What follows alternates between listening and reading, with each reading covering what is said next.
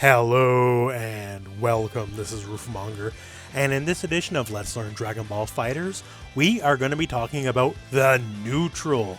It's a big concept that exists in every fighting game, although it can be different game to game to be sure, and we're just going to be going over the basics of what it is and how it applies to Dragon Ball FighterZ. Now, before we get to some more Dragon Ball FighterZ specific applications of neutral, let's talk about neutral itself as a whole, the concept that applies to basically every fighting game ever made. So what is neutral? Well, you're basically looking at it here. Neutral's when nothing of significance has really happened just yet. You are fighting for a position, you are definitely engaging with your foe in one way or the other, but nothing has happened. There's nothing big that's happening. You're both vying for control. So be it you're tossing ki blasts, you're tossing beams, you're super dashing your way in, all these things are tools for you to work within the neutral. And when someone finally lands that one big hit and then just keeps out and just combos out and all that fun stuff, that is when you can say someone has won neutral. And one of the biggest facts of winning neutral, winning this big game of movement, momentum, and screen control, is winning neutral generally pushes your enemy closer and closer into the corner. And when the enemy is up against corner, or maybe a wall if it's a 3D fighting game, that is when neutral, you could say, is over, as one person very decidedly has the advantage, right? The person in the corner is very much at a disadvantage, and the person who has the other person in the corner is very much at an advantage. When proper neutral is playing out, no one has a strict advantage. Maybe the scales are weighing one way or the other a little bit, but no one has a really strict advantage because no one's landing any clean hits just yet. Now, there are a lot of subtleties of neutral that change game to game, working with how the game mechanics work. Some games, I'm sure you might have heard the term of footsie. Some games, footsie is a big thing, where you constantly are going like back and forth, working with the spacing of neutral, trying to catch people hitting buttons, right? In Dragon Ball FighterZ, well, I'm not going to say footsies is a dead art. Due to the madness of what the game is, it's not normally as applicable. So that's a generalized gist of what neutral is in fighting games as a whole, right? The concept of space control, working your enemy into a situation that's more favorable to you while trying to avoid situations that are favorable to them, and generally the end goal of getting that clean hit, that big combo, and especially working your way to the corner, right? That's the general gist. But what about, Dragon Ball specific stuff? Because, Dragon Ball stuff's exploding all the time. Your movement options are absolutely insane. You got the super dash, you got assist to work with. There's so much that can happen at any given time, right? So the more slower pace of a more traditional 2D fighting game, neutral, isn't quite the same, but that doesn't mean neutral doesn't exist, and in fact, far from it. Now, with all the myriad of options we have in this game, neutral is a very funny beast. Neutral can last all of 2 seconds. Hey, we're full screen. Oh, whoops. Hey, neutral's over. Too late. I got my random full screen homing dash, and that's all she wrote, and that's the game, right? That could be as long as neutral lasts if you actually get that homing dash off. But conversely, neutral can also be a very laborious affair where two people are just refusing to commit to anything in particular, because committing to options carries a lot of risks in this game, right? You can get blown up for that random full screen homing dash. For every time it might work for you is another time where it'll get you killed and game over, right?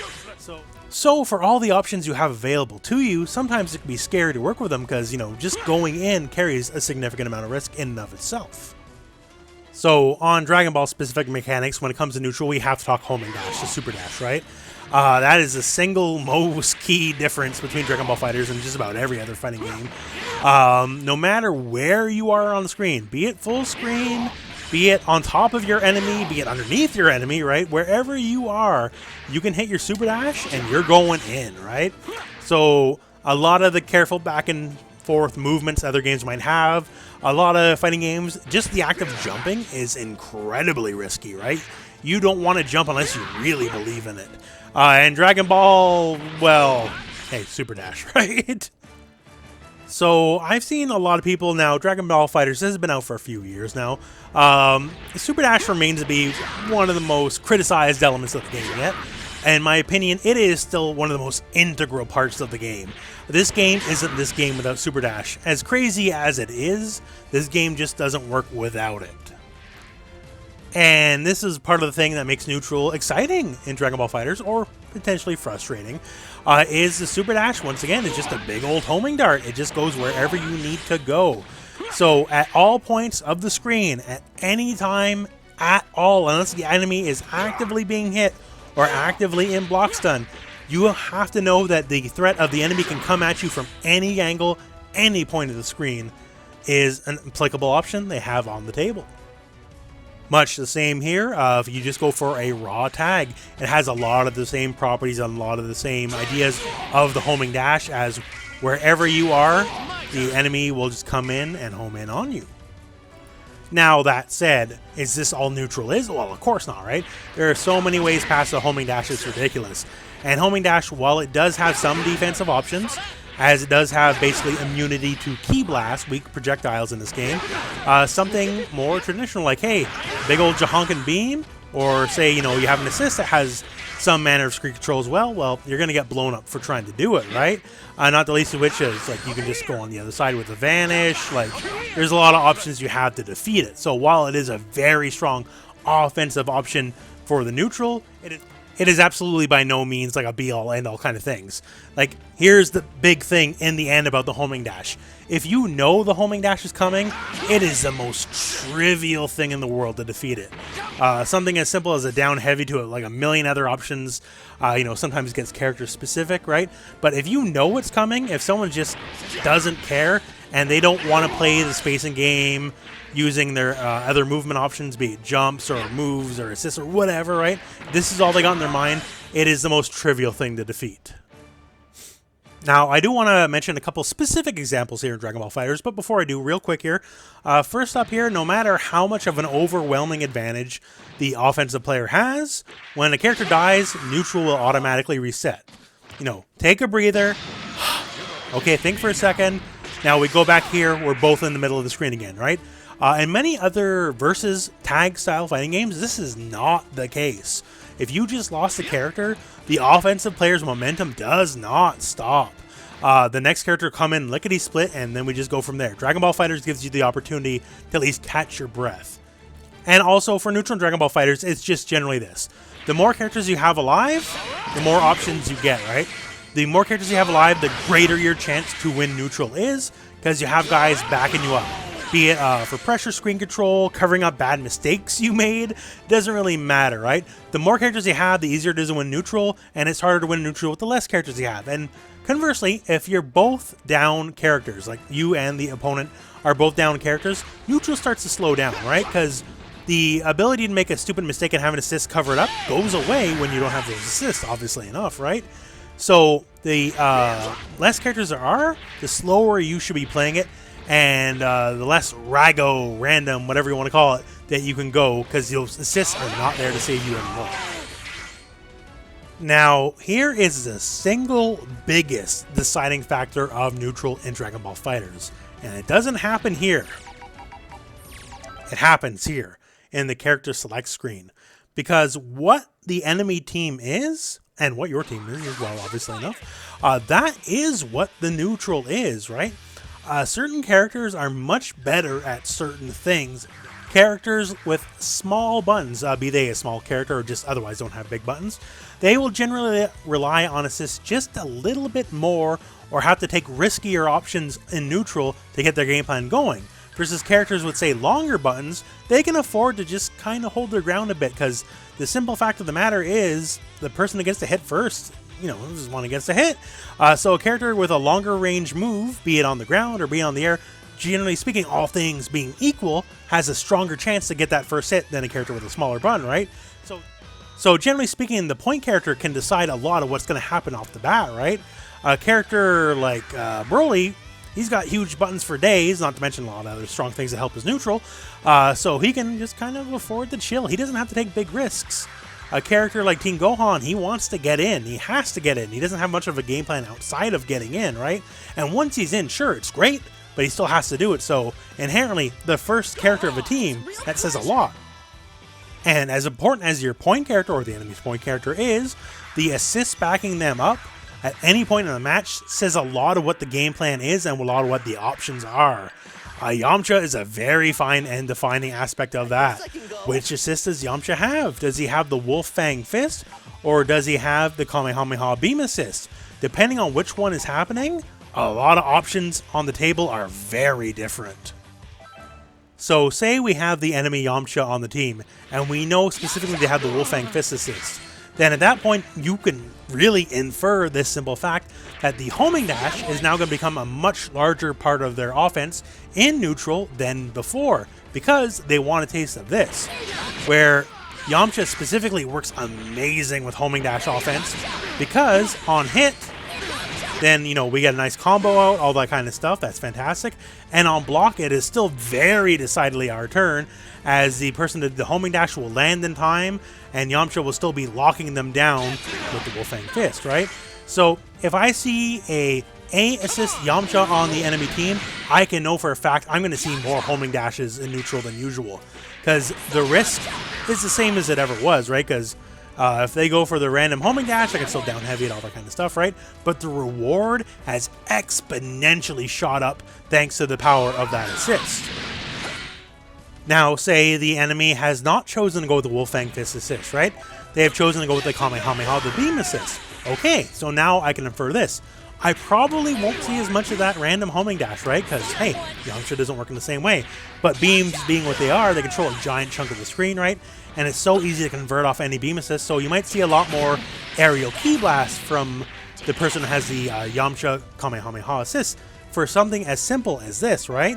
I can call a basic key blast here, and call my beam, and hey, the combo's out, right? And at which point, homing dash and just combo out from there. Not the best example, my time is a little off, but you get the idea, right? So more long-range options are a lot more viable versus the more close-range Berserker-style play with the A assist, right? So just what assists are on the table can really determine the general game plan of the neutral, what they're going for, what they're fishing for, and all that kind of stuff.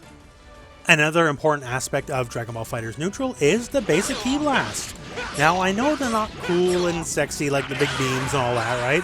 But they're a lot more applicable for general neutral use. One, not in all cases, but in a lot of cases, generally speaking, the Ki Blast is just a smidge quicker to hit the enemy than the beam is, right? So if they're going for their big wind-up beam and you're just going for your basic Ki Blast, you poke them and you counter-hit them out of it, which is already cool enough, right? Ki Blast also very easily to visually confirm from to get advantage or whatever you need to do. But here's the thing about Ki Blast in neutral, and this is the biggest deal, is they're just a lot more safe to work with, right? So if I'm tossing out Ki Blast and just kind of whatever, the enemy either is going to block it, or maybe if they get smart, they can try to homing dash it, at which point, you know, there's a lot of options on the table. One, you know, I can just toss out singletons here. I'm trying to bait that homing dash come out so I can crank them in the head and kill the character, right? And two, say if I'm doing basic Ki Blast and they're coming, then generally speaking, I can also vanish at the last second to get out of the way, right? I can keep myself safe, which is something that a beam can't do quite the same way. So if a beam hits, fantastic. And if it gets blocked, well, there's generally not too much to worry about. But here's the thing. So unlike the Ki Blast, the beam is just out there for so much longer. Be it if you go for an aerial version and they're underneath it, or if you're going for the grounded version and they're above you. The thing is, generally speaking, a lot of the time, they can get either underneath or above you, and then just crank you and kill you for missing the beam, right? Could be as simple as just dashing under and going for a down heavy, or homing dashing your way in after you jumped over a beam that missed. There's a lot of options, a lot of ways to work with it, but there's just a lot more inherent risk in tossing out the beam. The reward is bigger, yes, because, hey, more damage, right? But there is the risk factor versus the Ki Blast just keeps you safe. And of course, once again, just to reiterate, trying to bait that homing dash is a big part of just tossing out Ki Blast. It is there to frustrate your opponent, to entice them to do the option that they know on paper beats Ki Blast spam, but the second they go for it and you bait it out, then, hey, world's your oyster, right? So the baiting the strong option to beat what you're going for is also a very big part of neutral. Another very viable option in neutral is just flit around just for a hot minute, right? Dragon Ball FighterZ is the kind of game where you are allowed to block while you're in the area, while you're jumping, right? And you can make maximum use of it, right? So maybe while people are burning all their assists trying to catch you doing something, or otherwise burning resources or time and energy, you can just go like, nah, I'm just going to sit here. One of the big things about this here that's very helpful is while you're super jumping versus compared to a regular jump, you do have some manner of air control. So you can actually control what directions you're working with, right? So at which point, when you're just kind of flitting around doing nothing, you know, observe the situation. Are they burning their assists? They have no assists to back them up for a little bit. Hey, it's a lot safer to go in, right? If they're doing something forward, like crazy, like charging forward, hey, maybe this is time to homing dash at them. Or toss just some key blasts to frustrate them, right? That is also a very viable tactic. Sometimes just slowing the pace down can be of great benefit. Now, while it's not infallible, just the fact that you can just kind of hang, control your direction a bit, and then react to what's going on, it can frustrate people into making really big and stupid mistakes, honestly, right? So when you're in neutral and just sometimes you don't know what's going on, just super jump and chill for a hot second. You might be surprised what options might just land on the table in front of you. And, of course, just play to your general character strengths. That's one of the biggest things really to decide with, right? You know, you picked your team, hey, work with what you got. That said, you know, there's a lot of moves that you can say kind of bypass a neutral, that's the term, where you don't really have to earn your way in, right? Your decision-making process is a lot easier when you use specific moves than others, and Broly's Lariat Express definitely one of the better examples in this game. This move is very armored to the point where it basically has infinite armor. Like, try as you might, you're going to get smacked for trying to contest against this move, right? The only real safe option against this move is to be above it, like don't be where Broly's going to be, or just, hey, block it, right? Anything else will generally find you have your head smashed into the wall. So certain characters have these kind of moves where it is the neutral. The neutral options are being dictated by the fact I can just fly across the screen whenever I want, right? Now, there's obviously counterplay in any situation like this, but sometimes, hey, this is just something you gotta go for. A move that bypasses the neutral.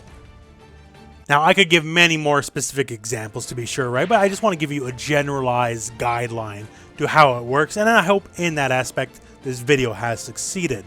So, a lot of people criticize Dragon Ball FighterZ, that, you know, Dragon Ball FighterZ has no neutral, right? Because super dash, whatever, right? And I really find that the furthest thing from the truth. What Dragon Ball FighterZ has is a very unique neutral, to be sure. It definitely has neutral. Maybe it's not neutral you replicate in any other game because of all the millions and myriads of options of offense and movement you have in Dragon Ball FighterZ, but the neutral is absolutely 100% definitely there.